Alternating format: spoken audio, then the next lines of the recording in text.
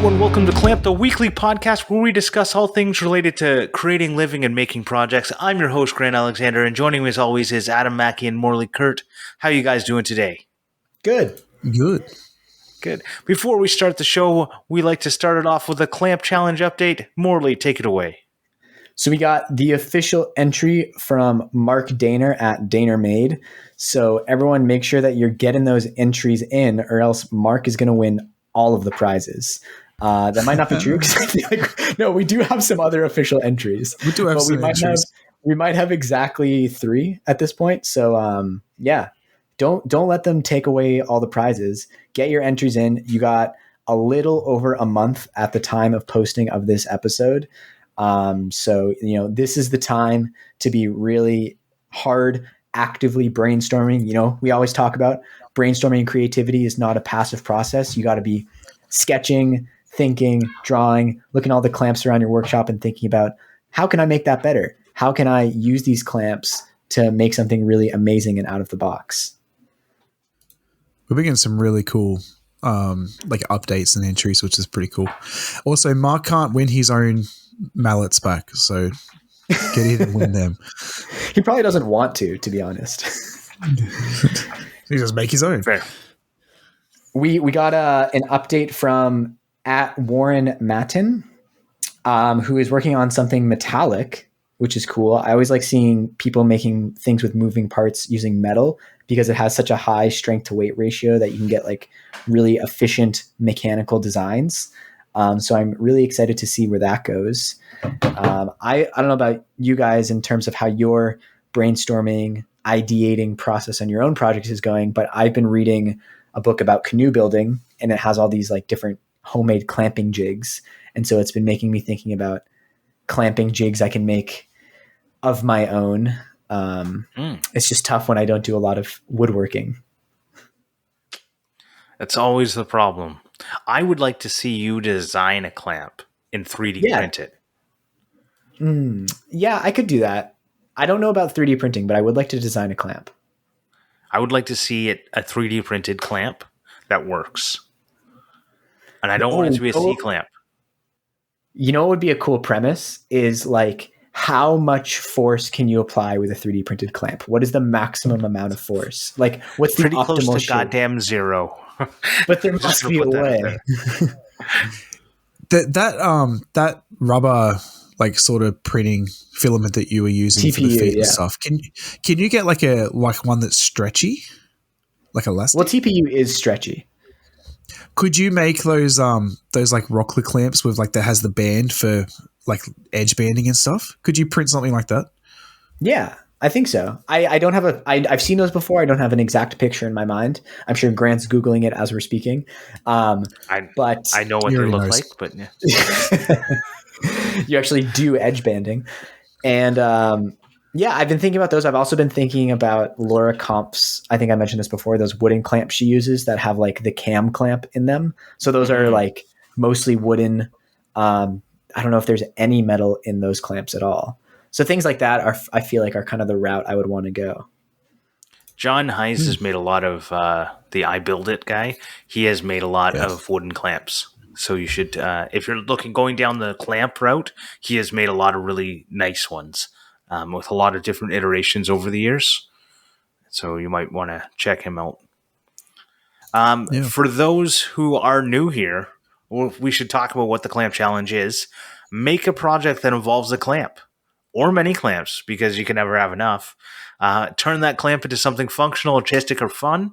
And you'll have a chance to win great prizes, including stuff from Keen Utility, KGP Select Hardwoods, IsoTunes, Timbicon, Australia, Frogpod, Ethan Carter Designs, Zito, DanerMade, Dean Duplantis, Clean Cut Woodworking, Router Sleds, Bear Make It, and a Weird Guy. And potentially more. And to enter, all you need to do is post your project on Instagram with the hashtag Clamp Challenge by the 31st of July. Yeah, it's cool. It's going to be great. I'm really excited about the entries that we're getting, and I'm really excited for the ones that have yet to come. And if you make a YouTube video, make sure to share it to us. Right. We're going to make a playlist of all the YouTube videos that enter. And Mark's going to be the first one on there. So thanks, Mark. Yeah. All right. Well, this week, Adam came up with a topic, so I'm going to let Adam take it away. Yeah. Well, over the past 6 or so months, I know I've talked about it a lot before, but my mental health went really down. And recently, some things have changed, and I am the happiest I've been in a very long time. And it just got me thinking. I was in the shop. I got a project finished. I was so happy like that I actually got some work done for once, and I just felt so productive. I got the project finished. I got like what I considered to myself professional photos for the thumbnail and everything, whereas usually I just take a screenshot because I can't be bothered. And I just felt so energized and ready to keep going.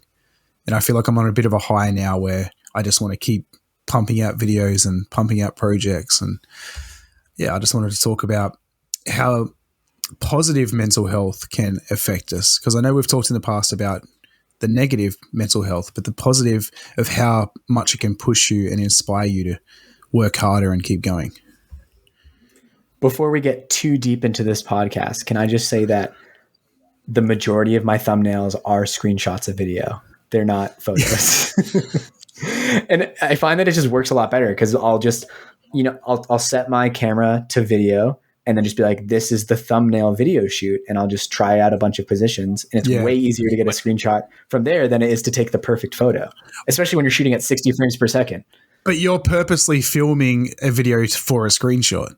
Right. Yeah, and you're like posing I would just, and stopping. Yeah, exactly. Yeah. Whereas like my thumbnail that I put for the biscuit joiner video, I feel like is such a beautiful photo. Like I did the lighting and everything to get like the light on one side and the shadow on the other, and I feel like it just looks so much more professional than just like a screenshot of the finished project. Agreed. It looks good. Yeah. Thank you. One thing that I think about when you're talking about this is, have you heard of Maslow's hierarchy of needs? No. So it's the idea that, and it's just one theory. It's not like, I wouldn't say it's accepted by everyone, but it's the idea that for humans to be fulfilled, we need to kind of satisfy areas of our life in a certain order. So like, before you can start achieving self-actualization, you need shelter and food and water. And before you can feel belonging and love in a community, you need to feel safe. So this idea that like layers of satisfaction and happiness in life sort of like build upon one another. And I know that for you, you felt a lot healthier recently, or at least I'm assuming it's getting to that point with the surgery and everything. For sure. So I feel like that probably frees you up to feel more fulfilled in other ways and do the things that you want to do. Yeah, 100%. I mean, it's funny you say that because I recently joined back up with my gym. I've been twice since I joined back up. And say 6 months ago when I was really depressed and down, I went to the gym to escape. That was my getting away. I wanted to be by myself and do all that sort of stuff. Now, my personal trainer messaged me yesterday and he's like, hey, like you've only been back twice. What's going on? And I'm like, honestly, I am so happy right now. I'm just trying to enjoy my life with my family. I want to spend every waking minute I can with my family. And I haven't felt like that in so long. And I think trying to find that happiness and peace at home has really helped in now I'm like, I want to spend time with my family and then I'll go do the gym like when I have spare time. Whereas before I was just trying to go I wasn't just trying to go to the gym to get away, but I'd go to the gym to get away. Right. So when that's it's like a lot of the things that people do, depending on go to the gym, go to the bar. There's a lot of like, at least go to the gym is like a semi-healthier way to deal with getting away but it can be difficult and bad for your mental health as well if you are doing it for the wrong reasons.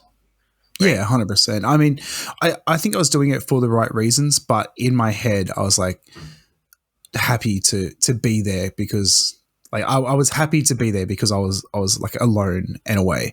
Whereas now if I go to the gym, I'm like, I can't wait to get home and see my kids. and my wife, and you know, yeah. So it's just, I don't know. I really, what's the word? Relate to what Morley was saying with finding that happiness before you expand out, or that being happy like with yourself before you expand out. And I can see that now. Yeah. I feel similarly recently. I mean, with how well the channel is doing and the fact that, months ago, like 6 months ago, I planned to leave the Steam project at this point, and the fact that things have lined up in such a way that I feel secure to kind of do that. I feel like very, very lucky about. And, things don't feel totally secure. I don't have like a corporate job that I'm guaranteed is going to pay my bills as long as I don't screw up. But, there's this general feeling that things are going right. And every day it's like, I wake up to emails that are exciting, and like new opportunities kind of arise each day. And it's a exciting time. And I relate to what you were saying, Adam, about like trying to just kind of enjoy it in a certain way. I think like it can also be easy, at least for me, when things do feel like they're going right, to still allow yourself to be sort of like derailed by small things that go wrong. Yeah. And I'm trying to be mindful of that as well. And just remembering all the good things that happen in a day, and not let those like small wrong things sort of overshadow them. Yeah. 100%. Yeah. I mean, I went through that yesterday. Like we went out, we had to go to the shop to get some stuff and that. And I went and filled up my car at the servo, and I'm waiting in line to pay. And like, we're just standing there. Like there was something wrong at the counter, but no one said anything. Everyone's just standing there, just waiting. And before, like, I don't know, a few months ago, I would probably be there for about 2 minutes and then just be like yelling out, like, what the fuck is going on? What, like, just get angry. And I actually just didn't bother me at all. I had no real reaction. I just stood there and waited, and it wasn't phased. When you're in a good mood, it's amazing how much the little things don't bother you as much. Like if you've ever driven somewhere and you were just like like out of a bad work meeting or something like that, and now you get in your car and you're driving home and you're just like, rah, rah, rah, rah, rah. It's like every single person in the world is cutting you off, right? And you're just like, oh, I just want to like, no, you're not going to get in. And but if you've left like, I just got a promotion, and you're driving home and you're having a great time, and like, come on in, everyone. Oh yeah, I'll make room for you too, right? Like it's amazing that you're even like something as silly as your drive home could be so different, just based off how you're feeling that day. Yeah, 100%. I mean, not just that, but I can also see how I was before. Like being happy, I can see that the things I was doing before, which I thought were normal, were because I was so depressed. And it's funny. I feel like I had a really good today. Like I was talking in the pre-show about like I pick up this vintage bike. I was very productive. I started a new project that I think is going to turn into a really cool video. And like I had the most chaotic drive in all the things that I was doing today, to go build the tour lectern and to pick up this bike. It was like, I live in a city, and so there's some very busy streets, and there's, controlled intersections with stoplights. And then there's also intersections with stop signs. And the routes that I was taking was stop signs crossing very busy intersections. And all of these streets have bike lanes and sidewalks. So it's like you need to cross like 6 lanes of multimodal traffic to get across the street, and no one is stopping for you. And it was almost just funny because like if I had been in a bad mood, it would have been so stressful. But I was just like, this is ridiculous. How is anyone supposed to cross this street ever? It's like, it's almost impossible.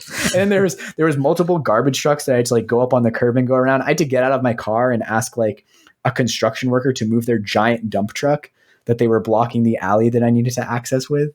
It was ridiculous. Wow. Yeah. And if you were in a bad mood, like you would that like, have you seen the guy that like got a tank like he turned a tractor into a tank or something, and I like went watched on that a documentary the rampage. other day. Yeah, Yeah. and it's like, yeah, he was just a guy who was having multiple bad days. Yeah. He thought everyone was against him and he just lost his shit. But to bring it back to the topic a little bit, not the topic, bring it back to the making side of it a little bit. I talk about it in my next video that comes out next week a little bit, but I was trying to do something. It failed horribly and I got frustrated. I left the shop and like literally 2 minutes later, I thought, actually, I could do this to fix it. And I got excited again to keep going with the project. And I feel like before I'd be just throwing the project in the bin and be done. Once it failed, that's it. I was over it. And then this time I actually found a solution and actually wanted to find a solution, which I think was pretty cool. Yeah, definitely. It's amazing. I just keep saying it. It's fascinating that like how much easier your mind works when you're in a good mood. Yeah. How many more definitely. doors are open? And there's always solutions to those making problems. It's just a matter of like being relaxed and open enough to just like allow yourself to Exactly. discover them and not be so attached to your original idea that you close yourself off to them. It's like people have been building things forever, and things rarely go according to plan. You can always screw something together in an alternative way or consider a different construction technique. Yeah, definitely. And that's what I mean. Like, I think before, like I just get so frustrated and angry that I wouldn't even care to think of another way to do it. Or if something else popped into my head, I'm like, no, that's not the way I wanted to do it. I don't want to do it like that. I want to do it my original way. Like you said, like, I don't know. It's just, I feel like I'm in such a weird place right now. Like I don't really understand like what's going on in a way. And I don't know. I'm enjoying it. I'm interested. Nice. Like it's because it's still a new experience. Yeah, definitely. I mean, like I've talked about it before, but like I haven't been happy for a very long time. I think even like I can right now, like talking, I feel more positive talking. I feel like I can actually talk. I feel like this is probably the most I've ever talked in one of our episodes. And yeah, I feel excited. I feel happy to talk. Like I'm so happy to be here. Not that I wasn't happy to be here before, but I just feel like I could just talk to anyone for days. Whereas before I just wanted to shut off and be on my own. And well, it's amazing how many things in life are within your control that you don't realize most of the time. So I was on a walk with Eden's brother, and we were talking about like investing and investments and different strategies. And he was saying like he's like, yeah, like the stock market is interesting and all, but something I like to think about is like, how can I take that money and invest it in something that I have more direct control in, and maybe use that to make like a higher rate of return than if I just give it to a corporation and expect them to do well and generate me returns. And It sounds like an obvious thing to say, but like, I have money that I'm sort of like earmarked for investing. And I don't think I had fully considered before, like, well, I mean, all investing is putting your money to work. And I, could use that money to work for myself. I could use it to buy a new tool or something that could like open up new opportunities. None of that is set in stone. It's all this like assumption that I have in my own head, and just allowing yourself to like think a little differently and realize that you really do have control over a lot of things. It just takes realizing it and like taking that step can be huge. Yeah, definitely. Right. It's it's how you react to something is what's in your control. And I don't know. I was reading something the other day and it was like, basically you can only control how you react to something. You can't control what someone else is going to do. You can't control what's happening around you. You can't change what's happening. You can only change how you react to it and what you do with that. So you have to, I don't know, you have to figure out, you have to be mindful of that, right? Because no matter what's happening, what your attitude is towards it is what's going to make it good or bad. Yeah. I mean, that in and of itself is like a huge rabbit hole because I think how we react to things is informed by so many of our experiences and like trauma if you've gone through it. Right. Like, and what, like one thing you mentioned, like mindfulness is a lot of time, like in just in how I've had to learn how to use it is just being conscious of the fact that like, oh, this situation is making me feel frustrated, but sometimes I don't like that I'm feeling frustrated about something. I feel like guilty or bad that something affects me in a certain way. And so I feel like when I started trying to practice mindfulness more, it in some ways made me feel kind of weird because I was like, I'm noticing these feelings that like I don't really like. And there's this whole other step, which is like not judging yourself for having those reactions and just sort of like letting the emotions happen. And then in sort of a weird way, it starts to help. But yeah, that's a, that's a rabbit hole in and of itself. For sure. Yeah. Well, and I think that's why a lot of the like mindfulness stuff gets some bad rap is because people only take the first step. The first step is admitting like whatever you're having, but that's only the first step. Being mindful of what your emotions are is only the first step. Understanding why you're going through that or why you're feeling that way and what you can do to make yourself feel better about it or to get around those emotions, like that's the second step, and there's more steps. Yeah. I think a lot of people don't give the appropriate amount of time in order for things like therapy or mindfulness training or any of that. They don't take it far enough and they just give up. It's like if you went to the gym for a month and went, but I didn't get any muscles, so you give up and you never go again, right? Yeah, exactly. It's like you need to give it the time for your body to learn the new ways, right? Like you have to retrain your brain to fire new synaptic pathways if you want to change how something makes you feel. Mm-hmm. Yeah, 100%. Can you tell that to my body about my scales? Yeah. I keep weighing myself like every 2 days. My wife's like, you can't keep weighing yourself. Wait, like do it once a week. But the number goes down and I like it. Getting those dopamine hits.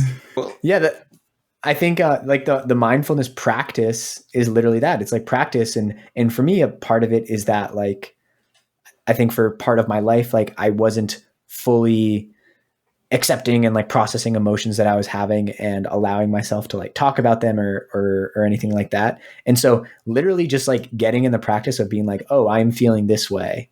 I wonder why that is. Like one thing my therapist told me is just like curiosity is the best way to start going into therapy, is like just start being curious about like why you are feeling certain ways. And a lot of great things follow from that. Like if you just like stop closing off and start like being curious about yourself and not judging, it's amazing like how just more like open and light you feel. And I mean, a lot of it also is tied in with Buddhism. There's this good book called The Untethered Soul, I think by Michael Singer. And he talks about that, a lot of that, which is like, there's like the experiencing self and there's the observing self, and we have all these emotions, but if you can step away from your emotions and just sort of like notice them as sort of like an impartial observer and not let them control you so much, it just has a lot of very nice side effects. Well, another part that we wanted to talk about a little bit is kind of being more productive because of it. So I want to talk about it a little bit because I've found that when I am in pain, which our Patreon exclusive episode that we never gave to everyone else in the world because the recording went poorly, but I find like if I'm in pain or if I'm in a bad mood, there's like everything brings me down. everything becomes worse. Every noise is a noise I don't want to hear. I'm really like sound sensitive, and the pandemic has made it even worse. It's like I just don't even want to be around people. I want to like bury my face in my phone, which then I get mad at my phone because I've already seen all the stuff on the phone. I don't even want to watch a YouTube video. I can't even finish it, even if it's something I wanted to see. I'm just so mad at everything. And I find like if you're fitter and happier, you can be more productive. 100%. Just to just step back a moment, do you think you become more sound sensitive during the pandemic because you haven't been like exposed to as many like crowds and just like ambient noise just because you've been in your house more? Gotcha. 100%. I went to a bar last night, and for the first like 30 minutes, I was just like, I wanted to sit on the patio, but it was supposed to like thunder shower. And so my buddy was like, let's go sit inside, like, so we don't get completely soaked. And it didn't end up raining. But anyways, we sat inside, and just all the like echoey noise and stuff. I was like going to leave. I was like, couldn't handle it. And then eventually I finished my beer and it went away. Which is alcohol's a hell of a drug. Drink. Yeah, that's probably why I drink too much, is because of self-medicating. It's funny you talk about like the loud noises and stuff. We went to the movies like a couple of days after Jurassic World came out, the new one. And I'm just sitting there going, this movie is too loud. Like am I getting that old that like the movies are too loud for me now? Like it was just so weird. I don't know if it was where we were sitting or what, but the first thing I said to my wife when the movie finished, I'm like, that movie was too loud. I couldn't stand that. And she's just like, you're just so old. Like, yeah, I don't like going to the movies for that reason. Well, it's one of the reasons. I work around trains all day. Like I deal with loud sounds constantly. It's just for some reason the movie was just really bothering. It was a shit movie anyway, but all right. Yeah. Well, hot takes from Maker Mackie. Yeah, I'll give you a little G rant in the after show. Yeah. All right. Yeah. I think Grant was talking about like fitness and productivity, and I guess the tie-in between the two. That's a tie-in I feel very heavily, and I think it can feel counterintuitive sometimes because like sometimes it feels like any time that you're not spending working on something that you feel like you should is time taken away from that. Like it's a zero-sum game. But I think especially in creative work, it's very not zero-sum because the amount of effort you put in is not going to give you the exact same outcome. And I guess what I mean by that is the more effort you put in doesn't necessarily mean you're going to get a better outcome. A lot of times it's just about like thinking differently and coming up with creative solutions. And one of the best ways for me to find those creative solutions is literally just to exercise. So I've talked about like skateboarding every day recently, which I've taken I think a 2-day break because I took a few really hard falls. I'm okay, but I'm very bruised at the moment. So I just need a little recuperation time. Gotta recoup that bruised ego. Yeah, but I'll just go skateboarding, and it really is mindfulness because like if you're not thinking about what you're doing in the moment, you will fall. It's only by like focusing on what you are doing right then and there that you'll progress and have a good time. And I think just by doing that and focusing on a task and not being distracted, it allows me to get some perspective over whatever issue I'm trying to think of. And I always come back with like some solution or some new idea, very similar to like taking a shower. And then it's the added benefit of now I feel better in general because I just did something fun and active and got really sweaty and maybe gave a 12-year-old kid some advice about how to get rock to fakies on the mini ramp. Those are words that don't make any sense. You can't tell me you never played Tony Hawk Pro Skater. No. So my problem with fitness is that, like I said about earlier, if I just take my own advice, this wouldn't be a problem. But I can't get over the hump where it starts like people talk like a runner's high or any kind of like, I don't, if I go and do something physical, like heart pounding physical, not like go for a long walk because my heart rate doesn't go up, but if I do anything that gets my heart rate up, I just don't enjoy it. There's no part of me that's enjoying it. At the end of it, I don't enjoy it. I don't look back on it and then with rose-colored glasses, there's no enjoyment out of it. And I guess I get like maybe it'll make me better later, but I can't get into it. And I know I need to give more time, just like I said with any therapy or mindfulness or anything like that. I already know the answer, but I can't get into it, and I can't force myself to do it. It's definitely really hard with stuff like that. Like you know you need to do it, but you can't. I definitely went through that a lot with the gym and all that sort of stuff. I think trying to find a way that you can achieve the same goal with something you want to do is definitely what you need to look towards. So, Right. Maybe you don't like going for a run. Okay. But do you like lifting weights or, No. running around with your kids or go take your kids for a bike ride or like, sometimes. But I'm just saying like there's got to be something out there that you will enjoy or even, compromise and say, all right, well, I don't want to go for a run, but I could go for a walk. You're not going to get the same results as you would have, but you're going to get half of the results that you would have.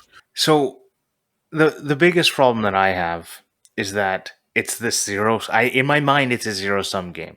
And if I'm doing that and it's not going to lead to something later, so I need to find something that's, if I was chopping wood, I would at least be getting exercise, but doing something productive. But I don't need to chop any wood, right? I've got too many creature comforts for me to find it. I don't know. Anyways, that's something I have to deal with. But it's something I'm sure other people out there are having similar issues. Definitely. Yeah. I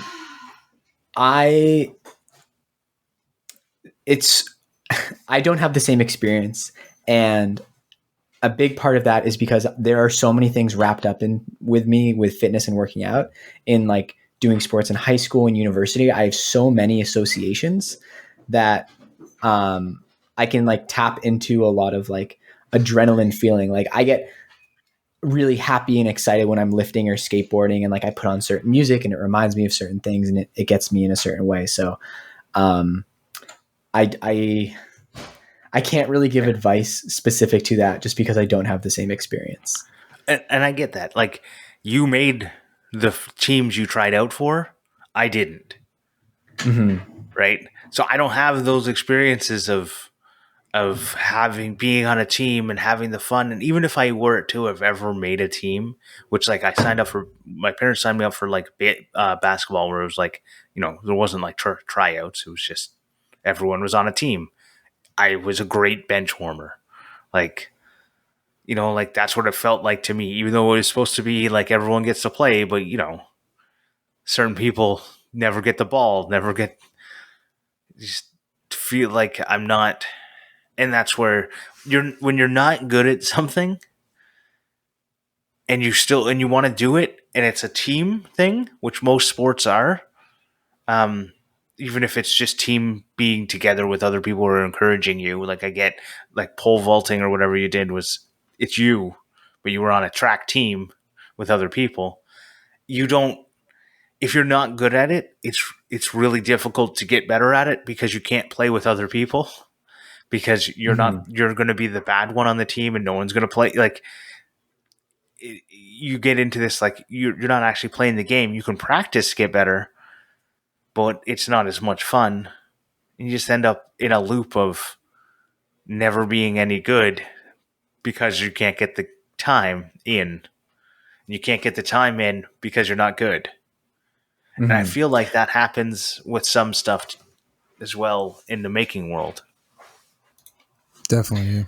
But there also are things fitness-wise that I know that you do enjoy, like canoeing, for example, or hiking, or like those other outdoor activities, which are really good for you and aren't lesser than cardio in any way.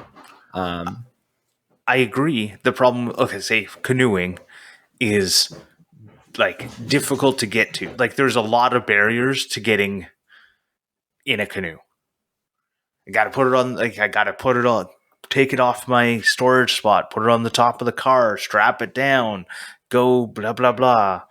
Right? Like I've got so many. You got to do a lot of things to get in a canoe, which I would love to do more, but it's barriers plus time equals I'm not going to do it. So I try and go for bike rides, but I need like I don't know if there's people out there. I know there's people out there who could just go for a ride and they don't need a destination. I need a destination. I need a reason for me to do it. It needs to feel productive to me. Right? Use it to get groceries. Reason is right. I do. I use it all the time. I use my bike to go to run to the store instead of hopping in my car. I know, but it's like there's such small little bits because I don't really leave my house. Well, do more of the shopping. I mean, it seems like you have the infrastructure right there. You just got to do more of it. Do you have kids, Morley? I don't, but I'm in a solutions-focused mindset. Right. Once you have kids, you end up buying a lot more shit. And there you go. More opportunities to go on bike rides. Sounds like you need to make a few bike cuts. So we do the pickup because I still don't go into stores that much. I've started to get used to being in public, but anyways, we do like click and collect because my wife does all the cooking and all the grocery shopping. Like I can't do grocery shopping because I don't do the cooking, so it's not a helpful. Like I can't go there and buy the food because I don't know what to buy because I'm not the one doing all the cooking, and I don't really know how to buy food properly.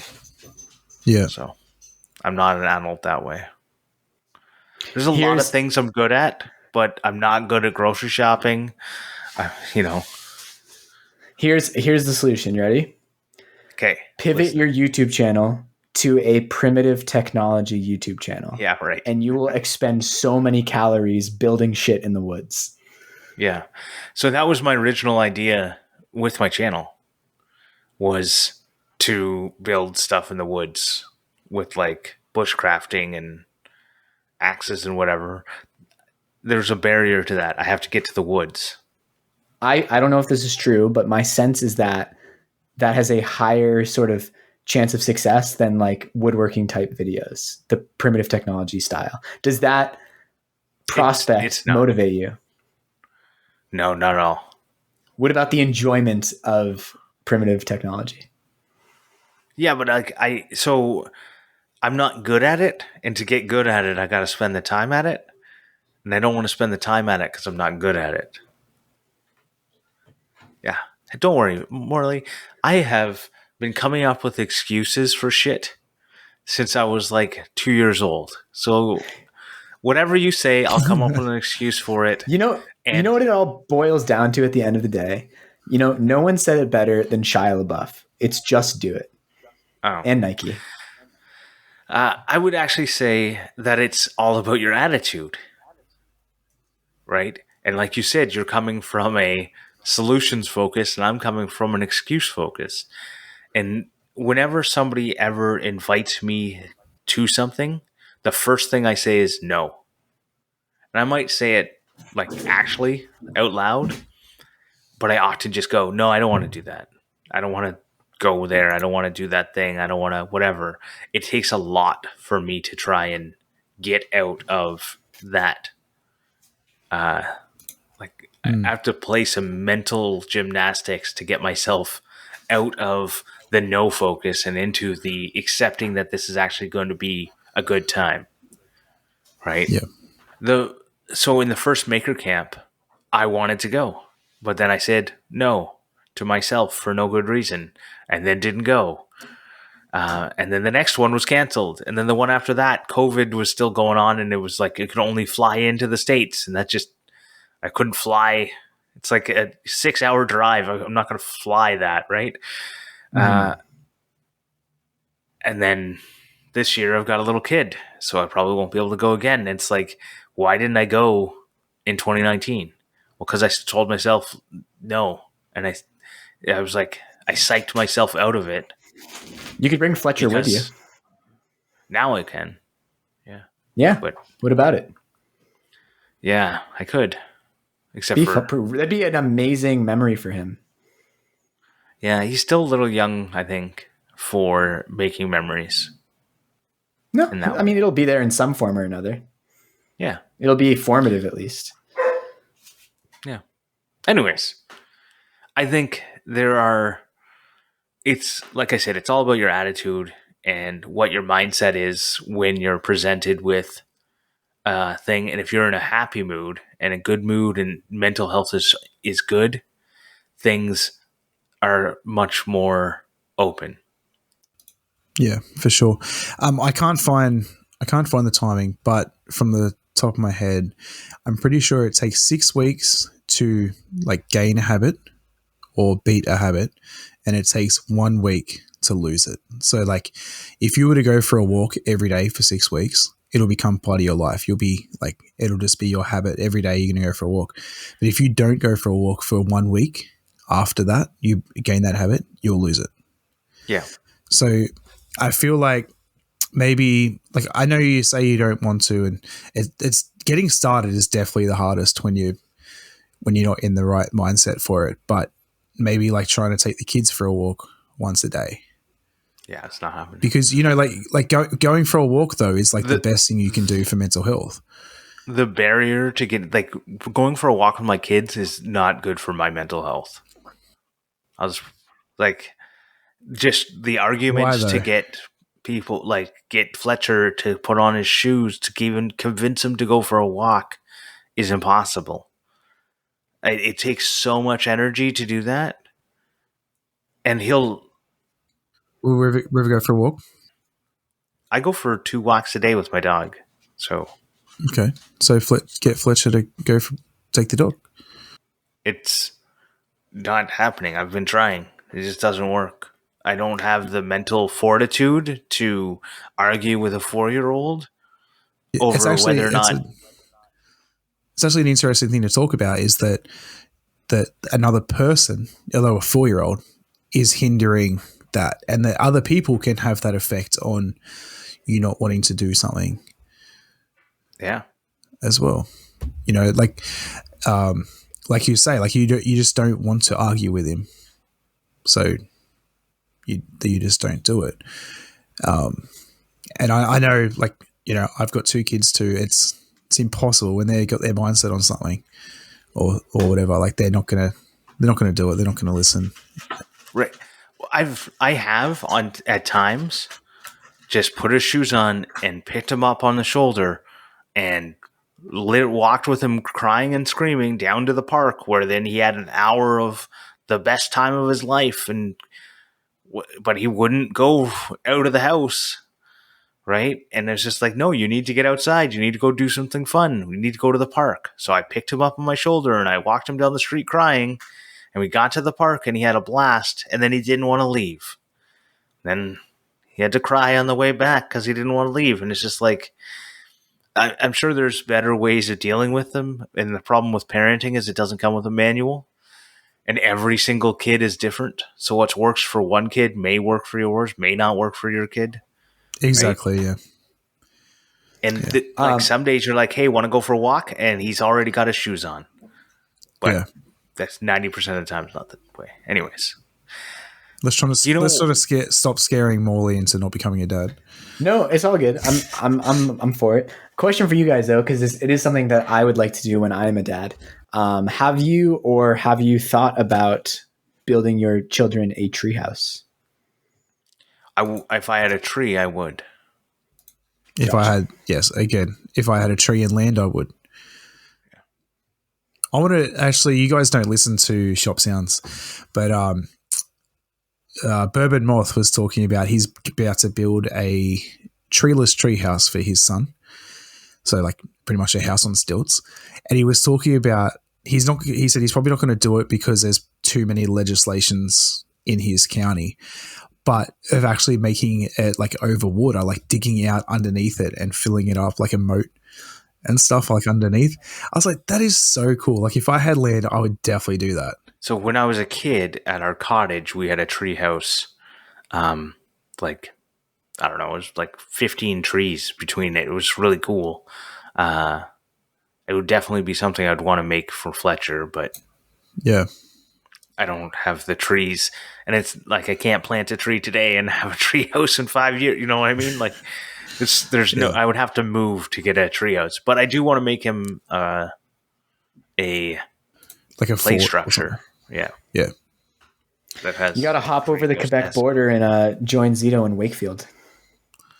Yeah, definitely got to do Just that. wait for Morley to buy his wedding venue, and then you can build one there.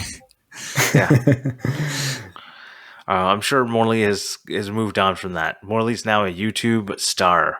He doesn't have time for wedding. You know what would be a great YouTube video series? Building a wedding venue. Sure. You know what else is great? I'd like to thank our Patreon supporters, our patrons. I'd like to thank every single one of them. Thank you so much. You guys actually make, whenever we get a new or a new donor or a new person upping their thing, it gives me like a huge boost about this podcast, about everything. It gives me that dopamine hint that I love. And so thank you very much. Without you guys, we wouldn't be doing this. I especially want to thank the F Clamp level, Brent Jarvis from Clean Cut Woodworking, Vincent Ferrari from Because We Make, Austin from the High Caliber Craftsman, and Scott Oram from Dad It Yourself DIY. Thank you very much to them. Thank you to all the other people. If you're interested in Patreon, go to patreon.com/clamp. And there you can find out all the different levels that we have. They're all different types of clamps. So if you want to be the best clamp, you got to sign up at the F Clamp level. If you want to be a spring clamp, you can do that too. It's fun. I love spring clamps. I use them all the time. But go there. You get access to a pre-show and an after-show. They're a separate RSS feed with a separate thumbnail, so you don't ever get confused. It is. You also get a keychain made by Morley, and it's numbered. So it's a limited run. We're only making the numbers he's only making them for patrons. He won't even make me one. Or me. And yeah, if you can't donate to our show through Patreon, we totally understand. We appreciate everyone who shares the show every week. We appreciate everyone who writes reviews. And on that note, Clampmendations. Clampmendations. So I want to build a canoe. This idea came up for a variety of reasons. One of which is I've always been really into camping and survival stuff and watercrafts of all sorts. But the spark for this idea came when I was at that bachelor party weekend. And I was talking to Zane, and we were just talking about like my YouTube channel. And something he mentioned is that he was like, I feel like part of your channel, which is so interesting, is like making things from a very small space. And like you should take advantage of that in titles and things. And I was like, oh, yeah, like that's a really good point. It's not something I always do. And I was just thinking about like, what would be a great YouTube title that has that? And I was like, what about like making a canoe in my apartment? That would be a fantastic YouTube video. And then we were kind of like jokingly talking about it. And I was thinking, I mean, I guess maybe, yes, there is feasibly enough space, but it would take over the apartment. And once it was built, I don't think I could actually get it out. We do have some relatively big windows in the front, but even through those, I don't really think it would be possible. So like, it was just like a funny thought that we had. But then I started thinking about it more seriously, and I realized that in the garage behind our apartment, there is probably, I didn't confirm it at that point, but I have since confirmed that there is enough room. So I picked up the book Canoe Craft by Ted Moores, which is like a great canoe building book. It's recommended by many people. And I've been learning all about canoe building, and I hope to build a canoe within the next year or so. Nice. But it's super excited. I'm like, the more I read, the more like I am excited about it. And, you know, yes, it is a big project, but I think it's doable. And one thing I really love about this book is that he makes it very accessible to anyone. I mean, the book is very detailed, but it's written in such a way to be like, anyone can build a canoe if they have enough time and enough patience. That's really Totally. what it boils down to. And it's also just a really beautifully written book that has a lot of great woodworking knowledge and tips in it. So even if you're not sure that you want to build a canoe, I would just recommend getting it and starting to read it, because it's kind of like fly fishing books, if like you've ever read one of those, where like it's very romantic and it like romanticizes the whole idea of canoeing and tells all these stories, and it's just a nice book to read. So I would definitely recommend it, and I am excited to build my own canoe. First of all, I don't know what fly fishing is. I see it in movies, and it makes no sense to me. Agreed. Do you want me to answer that, or do you want to go to your second question? No, I'll go to the second one after. Yeah, go. So fly fishing is basically your one way of fly fishing, and where it gets its name from is that your lure is imitating a fly. And many fish, like insects, many fish eat insects off the surface or underwater. So the whole style of casting is different. You're trying to lay your fly on the water instead of a lure, which goes under the water and acts like a fish. There's also, you can fly fish. You can use a fly casting rod to cast a lure that looks like a fish. It's a very like big thing in and of itself, but its namesake is you're casting a lure that looks like a fly. So you cast it out and then just like let it float on top of the water and wait. Because when I see it in movies, they like flip it back and forward nonstop. So that's the actual casting technique. When you actually get it on the water, you're leaving it there and you're maybe doing some like corrections with the rod. Okay. Now it makes sense. You can also reel it in. There's different techniques. Yeah. Right. And the second part was, is there any part of the canoe that you can make in your apartment? I don't think there's any reason to actually build any of it in the apartment itself. All you need to do is build one part, and then you can use that title. I have another title. Don't worry. It's still going to be a great video. I think it might be good reason to get a drone. Have you seen Andrew Zito's kayak build? I have seen pictures of it, but I haven't seen. Wait, he doesn't have a video yet, does he? He has. He's working on it. He has 2 videos out. Okay, I haven't seen the videos, but I've seen pictures, and I've also been messaging him about this whole project. If he listens, he should totally change his video titles to "Building a Kayak in My Living Room." Yeah, that's a great title. And it already looks like his thumbnail looks like it's in his living room. So there you go. There you go. 1 million views. Millions of views. Nice. Adam, go. Yeah. Well, my Clampmendation for this week is a YouTuber called Ryan Trahan. He's pretty much blowing up everyone's feeds at the moment. He's doing a trip from one side of America. I can't remember where he started, Venice Beach or some big beach. And he's trying to get to the other side of America, starting with a penny.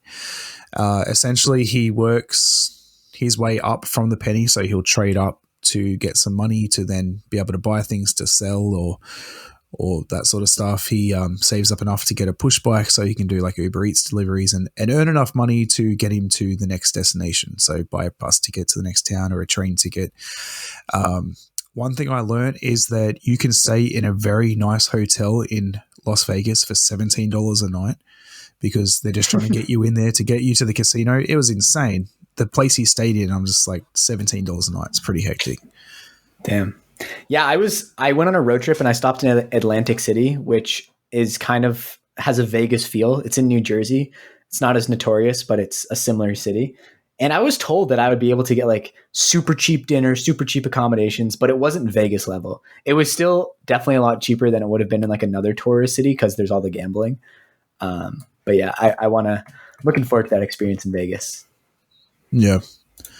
Yeah, it's pretty crazy. So he's trying to deliver a penny to Mr. Beast on the other side of the country. And he's doing it all for charity. So he's trying to raise meals like for the homeless, and I can't remember what the charity is called, but it's for a really good cause. His goal was to get 1 million meals, which was $100,000. He did that in like the first 4 episodes. They're almost at $1 million, which is pretty insane in itself. But if someone donates $50,000, he gets reset to a penny. So he could go to bed with $200 every night. He checks the donations, and if someone's donated $50,000, he starts the next day with a penny and loses that $200, which is insane. Like, it's really interesting, like, to watch like how he makes money, and every episode he tries to make a new way to make money, so that it's not just the same repetitive thing over and over. So when this episode comes out, it'll be day 27. I think he's trying to do it in 30 days. So it's real time. There's a new episode every single day, which is like the day before of him, or I think, yeah. And then, so I think he started on like the 1st of June. So like it'll actually finish like on the 30th of June is the last day. So yeah, cool. It's pretty cool. Yeah. It's a great premise. Yeah. Well, I didn't realize, I thought like this was the first time he's done it, but when I went through his YouTube channel, like he does a lot of like starting with a penny. Like he traded from a penny up to a house before in like I don't know how long it took him, but yeah. Cool. Well, I'm going to recommend Jim Cullen Woodworking. He's a guy in Connecticut who makes, for a living, it looks like, he makes playground structures. And I have been following him. He randomly liked one of my pictures. And anytime someone randomly likes one of my pictures, I go check out their profile. And I saw he just makes a whole bunch of the play structures for like playgrounds and parks and people's backyards. And it's just nice. If you're interested in making a play structure for your kids, or if you just want to see some interesting play structures, give him a follow. It looks like he does a lot of those like awesome wooden play structures that I feel like a lot of us loved as kids. Yeah, everything he does is wood. It's awesome.